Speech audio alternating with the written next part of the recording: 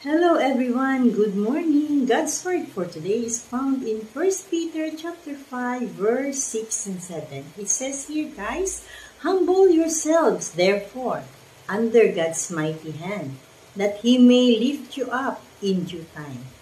Cast all your cares on Him because He cares for you.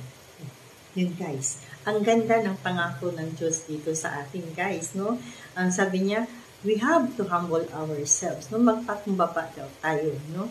Under the mighty hand of God. So magpakumbaba tayo diyan sa ating Panginoon, no? Magpakumbaba tayo, magpailalim tayo sa mga kamay ng ating Panginoon Diyos. At ang sabi niya kasunod guys na cast all your cares on Him. Ibigay daw natin sa Kanya, no?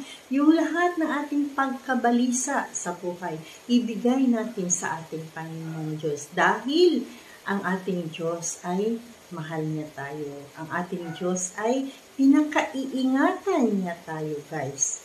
Ang ating Diyos ayaw niya na maging magulo ang ating buhay. So, sabi niya, magpailalim tayo sa mga kamay ng Diyos. No? We will humble ourselves because God will take care of us, guys. We don't have to worry because God take cares of us.